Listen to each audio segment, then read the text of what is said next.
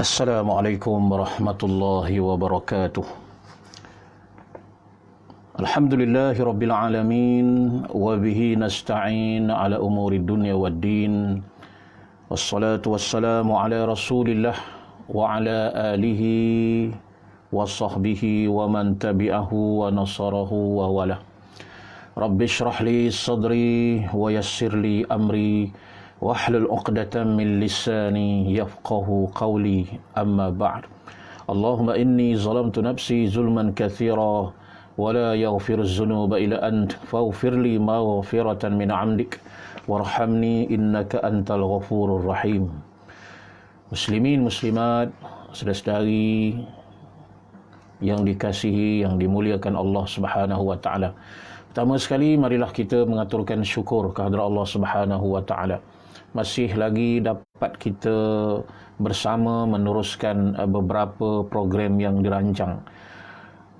Kita bersyukur pada Allah Subhanahu wa taala masih lagi dalam keadaan sihat. Masih lagi ada sedikit-sedikit suasana Aidilfitri. Masih ada lagi sedikit-sedikit suasana puasa 6 yang masih belum ada, yang belum lengkap lagi. Ya, kalau Aidilfitri ni kuih raya pun ada yang dah habis dah. Kan? Ada yang kata dah makan abuk kuih raya dah. Jadi tak ada siapa yang berkunjung. Jadi suasana Aidilfitri kali ini sangat jauh berbeza. Terlakar dalam sejarah bahawa kali ini Ramadan dan Syawal disambut dalam keadaan yang agak berbeza. Walau bagaimanapun, kita syukur pada Allah Subhanahu wa taala. Negara kita khususnya Malaysia sedang menuju ke arah kesejahteraan, ke arah yang lebih bagus, yang lebih baik. Apabila kita melihat jumlah yang terinfeksi dari penyakit COVID-19 ini, bawaan daripada virus ini, nampaknya semakin dapat dikawal, dapat dibendung dengan begitu baik sekali. Jadi kita ucapkan tahniah lah, syukur kepada Allah, dan kita ucapkan tahniah kepada seluruh frontliner kita yang berada di barisan hadapan, yang bertungkus lumus untuk memastikan negara kita kekal insya-Allah dalam keadaan rakyatnya hidup dalam keadaan sejahtera, aman, damai, alhamdulillah. Dan kita terus saja kepada kuliah kita pada pagi ini, dan insya-Allah pada setiap hari Isnin dan juga hari Selasa, bagi yang mahukan kita sebut program yang tetap, insya-Allah, sama ada saya menyampaikan di pusat aktiviti warga emas di Indra Mahkota, Kuantan, ataupun di luar daripada situ. Ada saudara-saudara kita di seluruh Malaysia umpamanya rasa kita nak istiqamah, insya-Allah cuba tuan-tuan cari buku ni, Penawar Bagi Hati. Ada yang kata, Ustaz, dah 4 kali dah habis kitab ni. Tak apa, kita buka lagi kali yang kelima pula. Kan, ilmu Allah ni luas. Dan saya bukanlah nak mengajar sangat pun, tak layak saya nak mengajar tuan-tuan, perempuan, tetapi sekadar kita share, kita kongsi masa yang ada ni. 30 minit ni kita kongsi, kita buka kitab, kita share sama-sama, insya-Allah. Mudah-mudahan bermanfaat. Tuan-tuan, muslimin, muslimat, saudara-saudariku yang dikasihi sekalian, mudah-mudahan kita dimuliakan oleh Allah Subhanahu wa taala. Kita teruskan lagi kitab ni, dah sampai pada muka surat 21. Jadi yang tak ada tu mustami'in ajalah, orang-orang yang mendengar sahaja, tak apa. Dan kita dengar ni mudah-mudahan kita sampaikan kepada mereka yang tidak mendengar. Walaupun sepotong ayat. Kita ni umat Nabi Muhammad sallallahu alaihi wasallam. Umat Nabi Muhammad ni adalah umat yang kuntum khairu ummatin ukhrijat linnas. Daripada kalangan umat-umat yang banyak ni, umat Nabi Muhammad sallallahu alaihi wasallam adalah dipuji oleh Allah SWT sebagai umat yang paling baik, yang terbaik.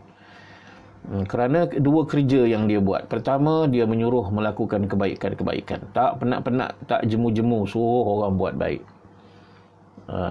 Dan yang keduanya bukan setakat suruh orang melakukan kebaikan, mencegah ta'muruna bil ma'ruf wa tanhauna 'anil munkar, dan juga mencegah akan kemungkaran-kemungkaran. Dua perkara ni kena buat. Jadi kalau selama ni kita hanya suruh orang buat baik, tapi bila ada kemungkaran, maksudnya perkara-perkara yang bercanggah dengan syariat Allah Subhanahu Wa Taala, kita tak cegah langsung, kita biar je, maka kita bukan umat yang terbaik. Belum lagi jadi umat yang terbaik. Suruh orang buat baik, tapi bila orang melakukan perkara-perkara yang bercanggah dengan syariat agama, kita biar. Kan? Ataupun kita hanya cegah aja. Siang malam pagi petang kita duk cegah orang buat baik.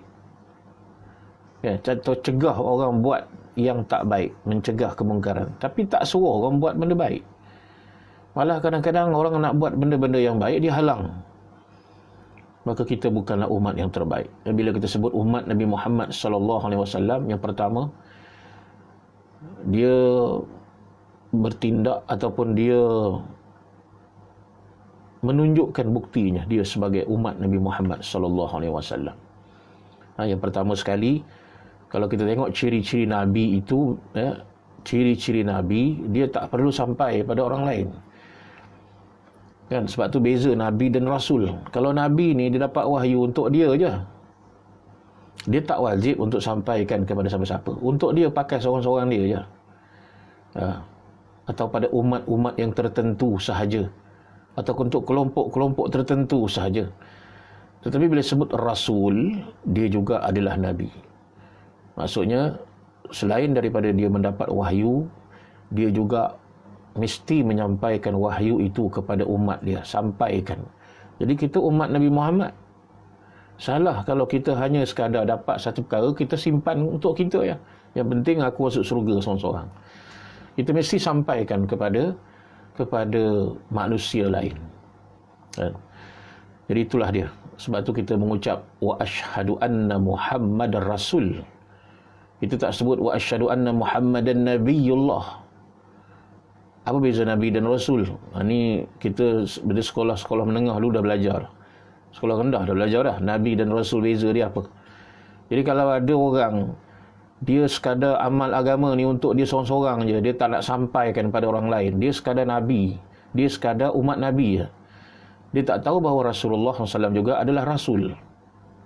Balighu anni walau ayah. Sampaikan daripada aku ni apa yang aku dah sampaikan. Sampaikan juga kepada mereka walau sepotong ayat. Jadi kalau kita ni selama ni tak pernah pun sampaikan ayat-ayat walau sepotong, maka kita bukanlah sebenar-benarnya umat Nabi Muhammad sallallahu alaihi wasallam. Mesti kita sampai, paling tidak pada isteri kita. Kena sampaikan, kena ajar dia fardu ain, kena ajar dia agama, kena ajar dia syariat.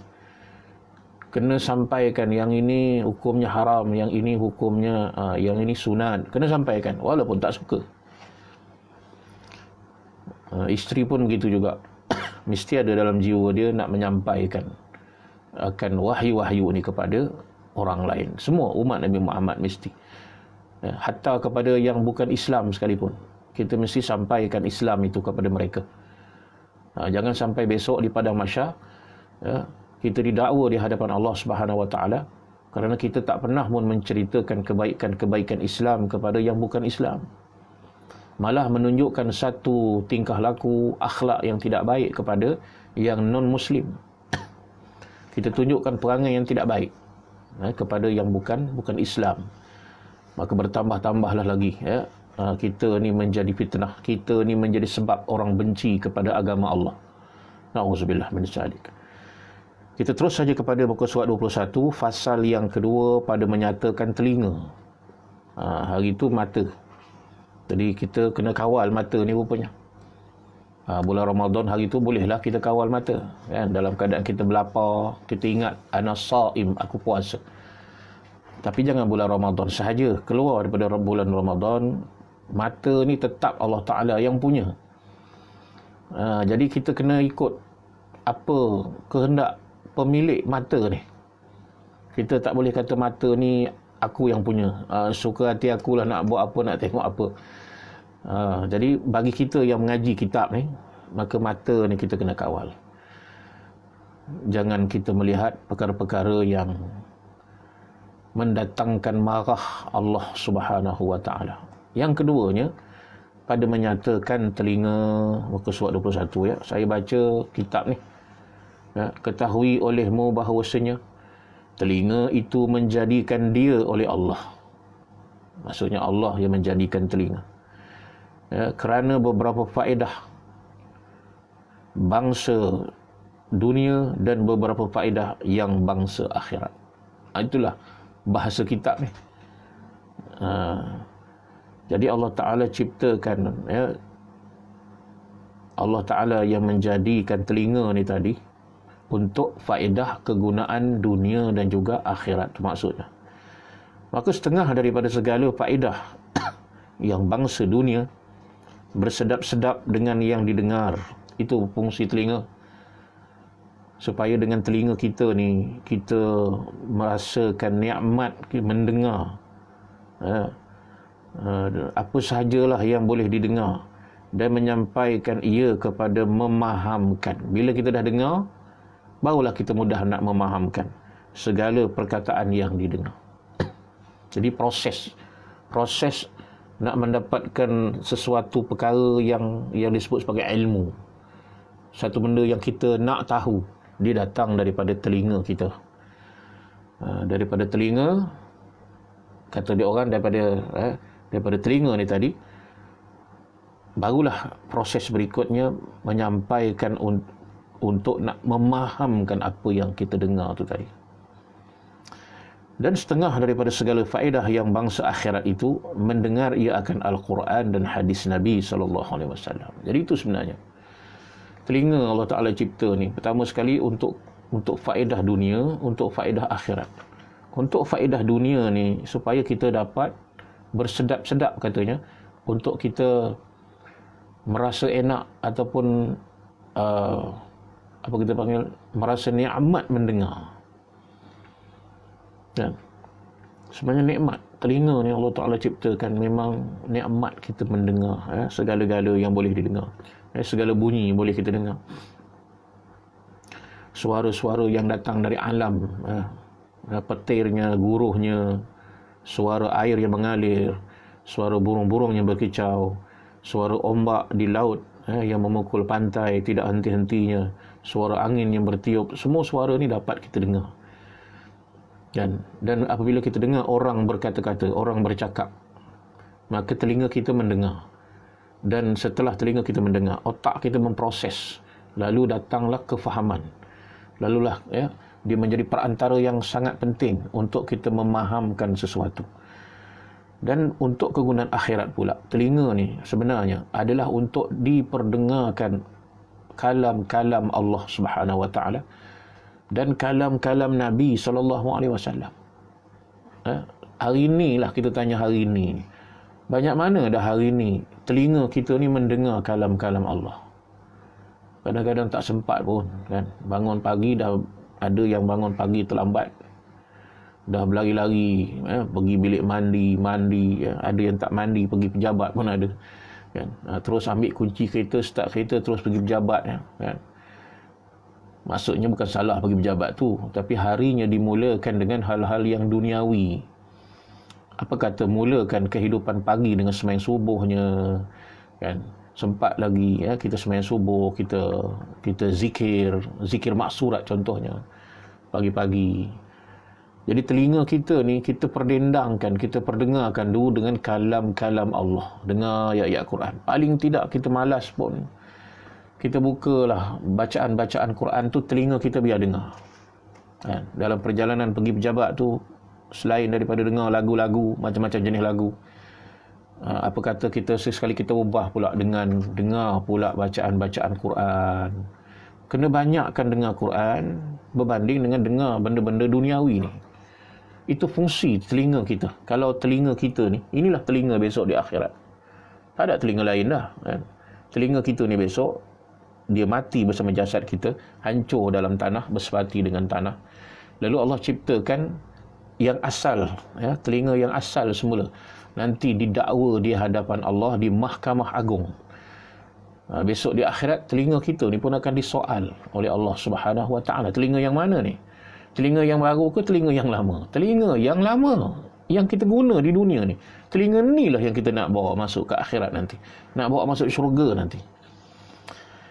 Jadi yang disuruh untuk bangsa akhirat, kata pengarang kitab ni, yang faedahnya untuk bangsa akhirat ialah diperdengarkan dengan ayat-ayat Al-Quran. Jadi banyakkanlah dengar bacaan-bacaan Al-Quran.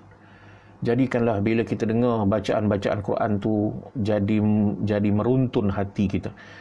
Jadi membentuk hati kita, bertambah keimanan kita bila kita dengar kalam-kalam Allah Subhanahu wa taala. Innamal mu'minuna alladhina idza dzukirallah wajilat qulubuhum wa idza tuliyat 'alaihim ayatu zadatuhum imana. Orang mukmin yang sebenarnya bila dibacakan ayat-ayat Quran di hadapan dia, zadathum imana. Pertama sekali, bila disebut Allah, gementar hatinya. Dia dengar kalam Allah, dengar dengan telinga. Disebut Allah aja gementar hati dia. Kan? Maka kalau kita ada alat yang boleh kita kesan, kan? Alat yang boleh kita kesan, sebut Allah aja nampak getaran tu. Nampak dia punya getaran tu, bergetar hati tu, takut pada Allah. Berbanding dengan orang yang tak beriman kepada Allah, sebut Allah ni tak rasa apa-apa. Itu tanda hati yang mati.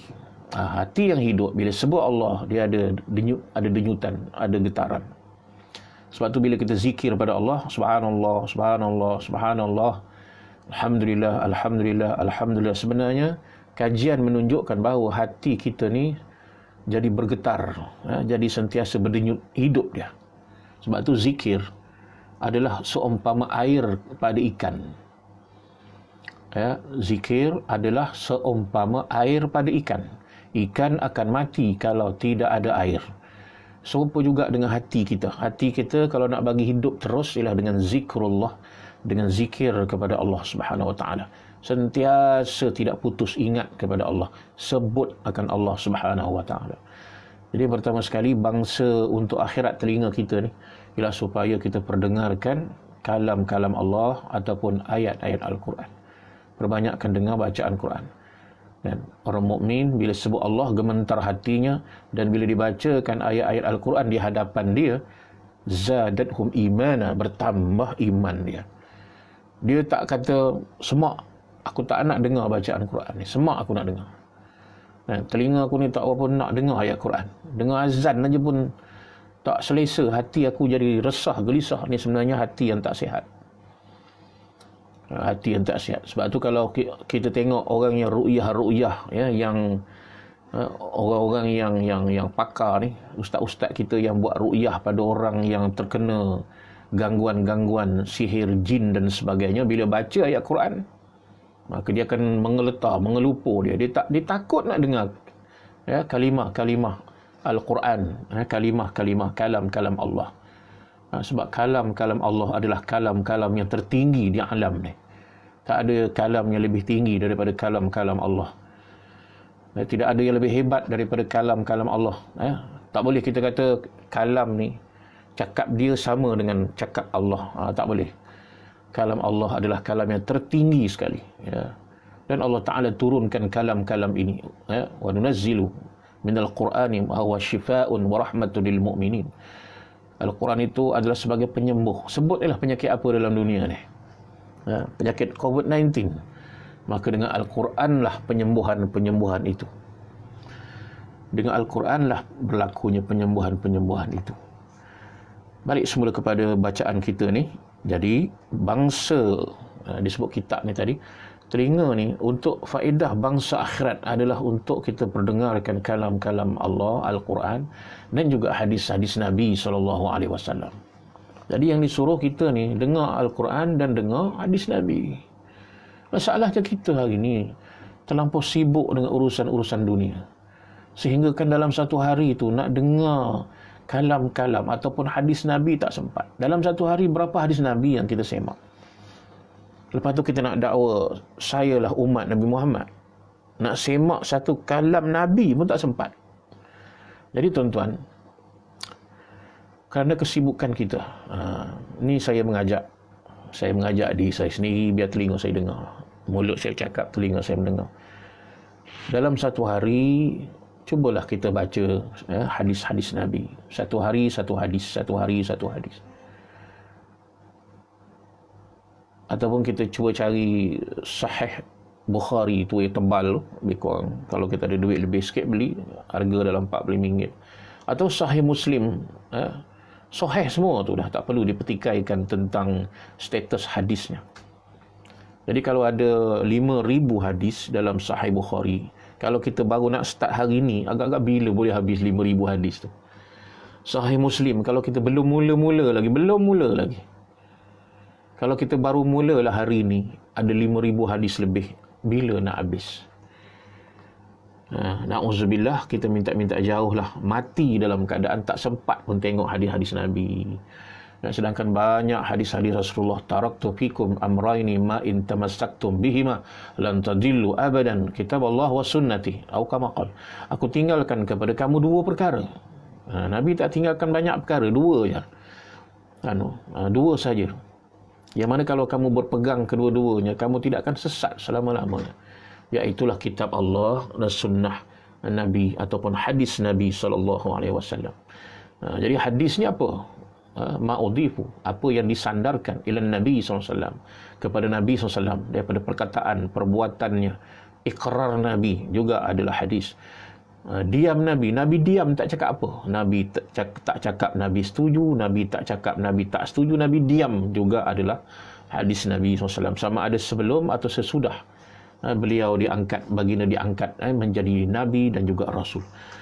Jadi ini satu subjek lain pada pembahasan tentang sunnah dan juga hadis-hadis Nabi SAW.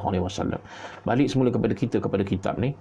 Jadi telinga yang Allah Ta'ala sediakan untuk kita yang sihat walafiat hari ini, kegunaan untuk bangsa dunia ialah mendengar hal-hal yang berfaedah, yang boleh membawa pada pertambahan iman.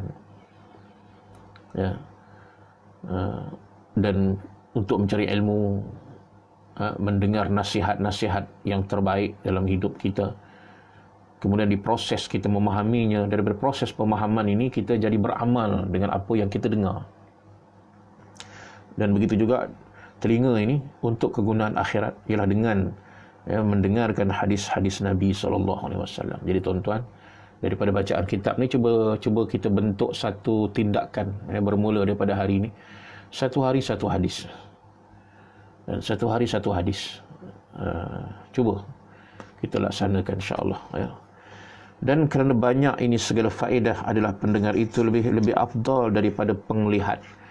Kerana kebanyakan faedah penglihat itu bangsa dunia dan kebanyakan faedah pendengar itu bangsa akhirat. Dan kerana itu mendapat engkau akan yang buta lebih sempurna daripada yang tuli. Itu kata pengarang kitab. Sebab itu orang yang buta, orang yang buta tu lebih sempurna daripada orang yang tuli. Kalau orang tu tuli, telinga ni tak boleh nak dengar, lebih sempurna orang yang buta daripada dia. Kerana orang yang buta, walau tak nampak dek mata, tapi dia boleh dengar melalui telinga dia. Itu kelebihan orang buta. Bukan kita nak suruh jadi orang buta, bukan. Kata pengarang kitab ni, orang yang buta tu lebih sempurna, lebih sempurna daripada orang yang tuli. Orang yang sempurna ni, banyak maklumat. Mata dia dengan telinga dia banyak mendengar maklumat, informasi. Sedangkan orang yang tuli ni, dunia dia hanya dunia yang sunyi, sepi. Kan? Kalau mata dia nampak orang menjerit, tapi tak ada bunyi apa pun. Sebab itu, kata pengarang kitab ni, dan kerana itulah kau mendapat akan yang buta lebih sempurna daripada yang tuli. Dan bermula mensyukurkan pendengar itu, memeliharanya daripada mendengar yang dilarang. Ini fungsi telinga. Jangan dengar. Kita berhak memilih. Telinga ni bukan kita sorong ke sana kemari, kita dengar semua. Semua kita nak dengar. Kita kena memilih-milih. Yang dilarang jangan kita dengar. Seperti mengumpat. Kita duduk sini, kita dengar orang mengumpat. Duduk sana, kita dengar orang mengumpat. Ngumpat ni apa? Ngumpat ni kalau orang yang kita sebut tu, kita ceritakan hal dia tu, kalau dia dengar, dia marah. Dia tak suka. Kalau dia dengar lah apa yang kita cerita pasal dia akan marah. Jadi jauhkan daripada mengumpat ni. Kalau tiba-tiba kita duduk satu kelompok, orang mengumpat, tinggalkan aja tempat tu. Kita boleh memilih, boleh bertindak. Jangan kita tumpang sekaki. Kan? Kata dia mu tahu tak si fulan min si fulan tu perangai dia teruk sangat. Aku baru tahu aja. Kita pun tanya dia, iya ke? Mai tanya iya ke, lagi semangatlah dia bercerita. Bila kita dengar macam tu, kita jauhkan diri. Tak apa ke? Tak apa. Bila kita jauhkan diri, orang akan tahu prinsip kita. Dia kata, Pak Mat tu, kalau nak mengumpat-ngumpat, jangan duduk dekat dengan dia. Orang dah kenal, kita tak suka dengan mengumpat. Jadi selama ni, sebahagian orang, tang mana orang tak ajak pun, dia tumpang sekaki. Ini jadi masalahnya, kan? Mengumpat. Jadi Nabi sebut, orang yang mengumpat, dan dia pula dengar dengan minat, maka dia mendapat dosa seperti si pengumpat juga. Dia dapat dosa seperti pengumpat juga. Na'udzubillah min dzalik. Jadi yang dilarang itu seperti mengumpat dan mengadu-ngadu. Maksudnya mengadu domba lah. Akhirnya orang jadi berkelahi disebabkan dia.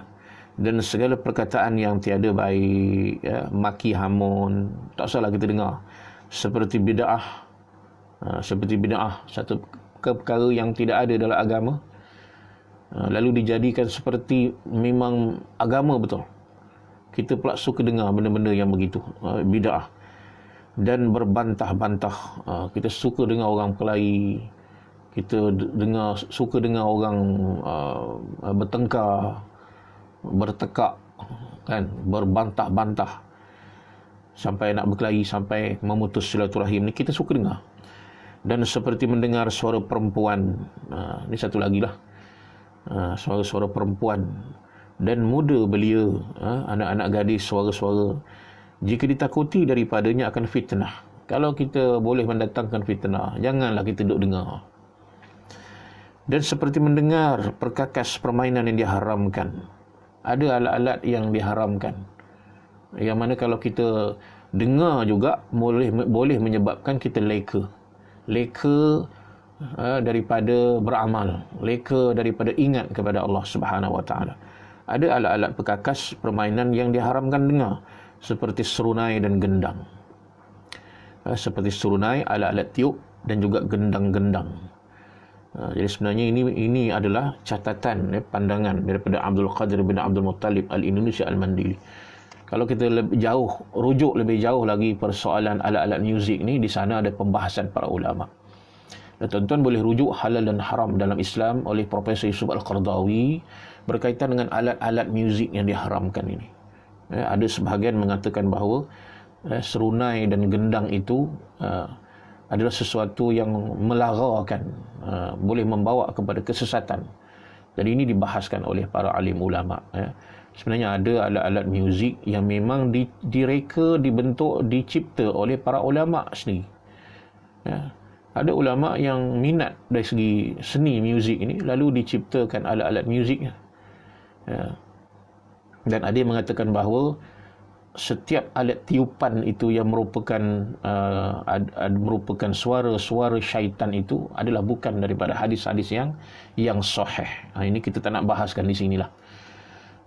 Jadi sebenarnya ada pandangan para ulama yang membolehkan beberapa alat muzik, kan, seperti gendang, kan, seperti gabus dan sebagainya. Itu dibenarkan. Dan saya sendiri berpandangan bahawa, berpandangan seperti apa disebutkan oleh Profesor Qardawi, alat-alat ni walaupun atas daya kreativiti yang tinggi, tetapi yang diharamkan disebabkan dia membuatkan seseorang itu lalai dan leka daripada ingat kepada Allah. Dengar serunai lebih tersentuh hati daripada dengar bacaan Quran. Ini boleh membawa kepada yang haram. Kita dengar serunai, dengar gendang sampai tak solat, sampai tinggalkan tanggungjawab, tugas dan tanggungjawab. Jadi ada beberapa alat-alat muzik yang diharamkan oleh Allah Subhanahu Wa Taala, yang boleh melekakan, yang boleh melalaikan. Nanti ada yang soal jawab pula, kalau tak meleka, tak melalai, tak apakah? Jadi ini rujuk kepada pembahasan para alim ulama. Jadi tuan-tuan, saya sarankan halal dan haram dalam Islam, Profesor Yusuf Al-Qaradawi rujuk dekat sana, alat-alat muzik yang dibolehkan. Ada tadi, dan jangan engkau tertipu disebabkan mereka yang menghalalkan akan mendengar umpama serunai itu, kerana perkataannya itu menyalahi ia akan Al-Quran dan hadis Nabi SAW. Jadi jelas alat-alat muzik ni sebahagian ulama mengatakan terus haram hukumnya. Kenapa? Kebanyakannya membawa kepada kelalaian dan kelekaan. Kalaulah alat-alat muzik ni membawa kepada taat kepada Allah, bertambah-tambah lagi akrab, dekat dengan Allah, ya silakan. Kalau saya berpandangan begitu juga. Dengan kita dengar alat-alat muzik gendang ni, makin dekat dengan Allah. Tapi hari ini yang kita lihat, kita mendengar suara-suara alat muzik lebih seronok daripada kita dengar bacaan Al-Quran dan juga hadis-hadis Nabi SAW. Jadi ini yang disebut menyalahi. Alat-alat ini telah menyalahi, disebutkan oleh ulama ni, menyalahi akan Al-Quran dan juga hadis Nabi SAW. Kita dah tak suka dengar bacaan Quran. Kita lebih suka dengar alat-alat muzik yang dibunyikan. Bunyi-bunyian alat-alat muzik lebih mendayu kita dengar, lebih menyentuh jiwa dari berbanding dengan Al-Quran dan juga hadis-hadis Nabi SAW. Sedangkan sahabat kalau dengar bacaan Quran, Rasulullah sendiri pun sambil membaca beberapa ayat-ayat Al-Quran boleh menangis, menitiskan air mata, kan? Boleh rasa menambah khusyuknya dengan bacaan-bacaan itu. Tapi kita hari ini terbalik, ya. Bila kita dengar lagu-lagu, kan, kadang-kadang seni-kata-seni-katanya lebih kepada mengagungkan sesama manusia berbanding mengagungkan Allah dan Rasul. Apakah tidak jatuh kepada soal yang haram? Jadi ini semua kena berfikir panjanglah, kena bertemankan, bertanyakan, merujukkan kepada para ustaz, para ulama, para kiai, para alim ulama, supaya tidak tersesat jalan kehidupan kita. Jadi hendaklah bila kita dengar bacaan Quran, lebih tersentuh jiwa kita berbanding dengan alat-alat muzik ni, kan? Tapi kalau alat-alat muzik ini boleh membawa kita kepada tidak lalai, menambah akrab dekat dengan Allah, bertambah semangat untuk beribadat, silakan. Sebab tu kita tengok Rasulullah SAW. Nabi bukan tak mahu tidur atas tilam pok. Nabi bukan tidak mahu tidur atas tilam 2-3 lapis. Macam kita lah, kita tidur atas tilam macam mana. Rasulullah SAW tempat tidurnya hanya dibuat daripada guni yang disumbat dengan jerami-jerami. Apakah Allah Ta'ala tak bagi tilam pok yang paling mahal di dunia ni? Seperti juga Nabi Sulaiman AS. Allah boleh bagi. Tapi kenapa Rasulullah memilih hidup seperti orang miskin, golongan mustada'afin? Kerana Nabi tak mahu kekayaan dan kemewahan itu mengganggu ibadahnya kepada Allah Subhanahu Wa Taala. Sebab tu pernah Rasulullah bangun pagi, Rasulullah panggil Aisyah, wahai Aisyah, kau turunkan kain yang ada di depan. Rasulullah solat, ada hadiah sejadah yang ada sikit-sikit macam sulaman-sulaman berbentuk burung. Rasulullah gantungkan, buat perhiasan. Aisyah buat perhiasan. Dan Rasulullah semayang menghadap itu, jadi terganggu solat, sehingga Rasulullah mengatakan, wahai Aisyah, ini telah mengganggu ibadat aku, turunkan. Jadi Nabi bukan tak mahu hidup dalam keadaan mewah, tetapi kalau mengganggu ibadah kepada Allah, maka Rasulullah lebih selesa. Kan? Kita tengok cara hidup Rasulullah amat-amat sederhana. Dan Rasulullah kenapa tak nak tidur atas tilam dan lok pilu macam kita? Sedangkan Rasulullah boleh doa, ya Allah, aku nak tilam yang paling bagus dalam syurga. Bergedebu menjatuh tilam tengah padang pasir. Terkejut Abu Lahab. Tapi kenapa Rasulullah tidur atas jerami? Kan? Bila Rasulullah tidur, Nabi bangkit. Ibnu Mas'ud pernah nampak kesan-kesan batang jerami di tubuh belakang Nabi SAW yang mulia. Sehingga Ibnu Mas'ud menangis, menitiskan air mata sedih. Tengok seorang kekasih Allah, penghulu syurga, manusia yang paling hebat di alam ini, tidur atas jerami, nampak kesan belakang ni, kesan batang-batang jerami. Kerana Rasulullah dia ukur, kata orang pakai baju, ukur badan sendiri. Kalau kita rasa tidur atas tilam dan lok pilo ni boleh menyebabkan kita selalu bangun tahajud, silakan. Boleh tak tuan-tuan? Lagi tebal tilam kita empuk, lagi tahajud rajin, silakan. Tapi yang kita nampak sekarang, tilam tu tak usah 2-3 lapis, selapis saja pun kadang-kadang tak terbangun dah untuk sembahyang tahajud tengah malam, untuk nak beribadat.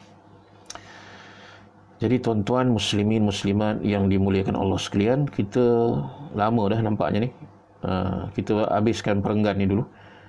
Maka lazimkan olehmu memelihara pendengar engkau daripada perkataan yang keji dan sia-sia. Jadi tuan-tuan, mulai hari ini kita tambah lagi, beringat-ingatlah kita. Kan, kalau kita dengar orang maki hamun, tak usah dengar lah. Kita dengar orang suka mencaci, kita tinggalkan aja. Kan, kita pergi, biasa orang perempuan lah, minta maaf lah ya, orang lelaki pun dah nampak, dah mula ramai dah sekarang ni yang suka membawang, mengumpat. Kalau tak mengumpat tu tak lelap tidur malam. Kan? Kalau tak mengumpat tu demam. Jadi kena mengumpat. Ni kalau ada orang macam ni, tinggalkan tuan-tuan ya. Tinggalkan. Hari ni bukan setakat mengumpat, menfitnah pun dah banyak dah. Dan hari ni bukan fitnah dengan mulut saja. Kita dah menfitnah, mengumpat menggunakan jari-jari. Jari ni pun kita dah subahat juga ni, mengumpat orang dengan kita menaik pada WhatsApp, WhatsApp, pada Facebook, kan, pada Twitter, mengumpat, medium mengumpat banyak hari ni, canggih semua. Jangan fikir malaikat tak ada dalam tu. Jangan kita fikir bila mengumpat dalam Facebook malaikat tak tahu. Kenapa malaikat tak tahu? Malaikat tak tahu password. Oh, hina sangat kalau gitu gaya. Kita ingat malaikat ni tak canggih. Twitter pun malaikat bukan tahu pun Instagram aku. Jangan. Tuan-tuan, kalau ada macam tu tinggal abaikan aja.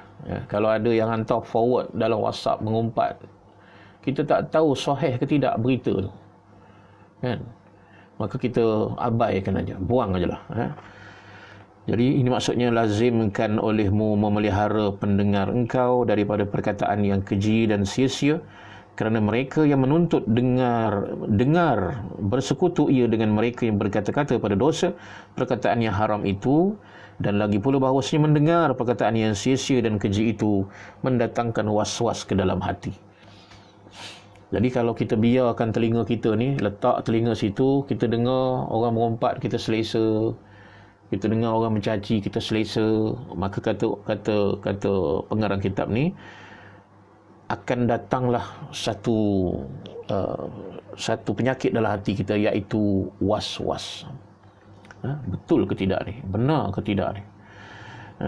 Maka kalau kita biarkan perkataan itu, sia-sia dan keji itu mendatang pada kita, maka Allah mendatangkan was-was ke dalam hati kita. Jadi kenapa makin hari makin teruk penyakit ragu-ragu, penyakit was-was tu datang begitu banyak? Kerana telinga kita. Datangnya daripada telinga. Dan ketahui olehmu bahawasanya perkataan yang didengar itu seperti makanan. Kita berhenti sampai kat situlah ya. Jadi tuan-tuan muslimin muslimat, saudara-saudariku yang dikasihi Allah sekalian, jadi marilah sama-sama kita apa yang dapat pada bahan kitab ini, penawar bagi hati ini, sebab nak perbetulkan hati kita. Kita nak tawarkan hati yang ada sakit ni. Selain daripada telinga ataupun mata dah kita bahas hari itu, kita kawal mata kita, maka begitu jugalah kita kena mengawal telinga kita ni. Biar banyakkan telinga kita ni yang akan disoal besok di hadapan Allah di padang mahsyar besok. Telinga kita ni, apa yang kita dengar, maka dengarlah hal-hal yang baik. Jauhkan daripada mendengar hal-hal yang sia-sia, yang boleh menjerumuskan kita dengan berbagai penyakit, khususnya penyakit was-was, semakin mewabak di dalam jiwa kita. Orang yang seperti ini dalam hatinya penuh dengan perasaan was-was. Dan kalau kita tengok orang tu, dia suka mengumpat, suka mengeji, dia suka dengar. Kalau tak dengar benda tu, jadi tak tidur malam dia. Dia membawang, bawang besar, bawang kecil, bawang merah, bawang putih, segala jenis bawang pun dia ada. Kalau dia tak membawang sehari, rasa tak seronok, maka orang seperti ini bersarang dalam hatinya perasaan was-was. Dan was-was ni tak kisahlah was-was dari segi kehidupan dia, was-was dari segi akidahnya, was-was dalam ibadah dia, kan? Was-was dalam ibadah ni rakaat ketiga ke rakaat keempat ni sembahyang zuhur, padahal dah masuk rakaat kelima dah. Dia terseksa dengan was-was tu. Was-was dalam akidah, betul ke Allah Ta'ala ni wujud, ataupun Allah ni tercipta daripada sinar cahaya, macam-macam. Dia akan jadi penyakit yang terus mewabak di dalam hati seseorang, dan akhirnya hati ni akan mati. Hati ini tidak akan mengenal Allah Subhanahu wa Ta'ala. Hati ini tidak akan beriman kepada hari kematian. Hati ini tidak akan beriman kepada yaumul mahsyar, yaumul ba'thi, hari berbangkit semula. Dan seterusnya, hati ini susah untuk nak beramal ibadah kepada Allah Subhanahu wa Ta'ala. Jadi sekadar itu saja tuan-tuan muslimin muslimat sekalian, kita berjumpa lagi insya-Allah. Sama-sama kita mohon pada Allah, ya Allah, jauhkan kami daripada segala penyakit yang mewabak. Jauhkan kami daripada tidak sabarnya ketika menghadapi ujian-ujian Allah Subhanahu wa Ta'ala. Jadikanlah kami orang-orang yang sabar ketika diuji oleh-Mu, ya Allah. Dan ketika orang tidak suka kepada kita, ketika orang benci kepada kita, maka Allah berikan kita kekuatan itu. Sekiranya ada di kalangan kita ini yang sakit, mudah-mudahan Allah sembuhkan penyakit itu. Sekiranya ada di kalangan kita ni yang bersedih saja, kan? Ya Allah, mohon pada Allah, gantikanlah kesedihan itu dengan berita-berita yang gembira. Sekiranya ada di kalangan kita ni yang terluka hatinya, maka hanya Allah saja yang dapat menyembuhkan kelukaan-kelukaan hatinya. Ya Allah, sembuhkanlah kelukaan-kelukaan itu. Dan ada di kalangan kita ni orang-orang yang susah hidup dia, zahir batin, jiwa dia, hatinya, perasaannya, kehidupan fizikalnya dalam keadaan yang susah. Sama-sama kita mohon kepada Allah supaya berikanlah, ya Allah, ya, permudahkanlah segala urusan-urusan kehidupan dunia, permudahkanlah segala urusan-urusan kehidupan akhirat. Amin, amin ya rabbal alamin. Jadi sebelum itu, mudah-mudahan Allah ampunkan dosa kita. Kita berjumpa lagi insya-Allah pada hari besok, hari Selasa. Bagi yang berminat untuk istiqamah, sama-samalah kita insya-Allah dalam pukul 9 lebih kita berada pada talian ini pada setiap minggu. Mudah-mudahan selagi hayat dikandung badan, selagi suasana PKP ini masih belum tamat, kita berada pada talian-talian insya-Allah. Terima kasih atas perhatian. Ramai juga ya yang berada pada talian. Dan kita tutup dengan kita membaca tasbih kifarah dan surah wal asri. Subhanakallah bihamdika asyhadu an la ilaha illa anta astaghfiruka wa atubu ilaik. Bismillahirrahmanirrahim. Wal 'asri innal insana lafi khusr illa alladziina aamanu wa 'amilus salihati wa tawassaw. Assalamualaikum warahmatullahi wabarakatuh.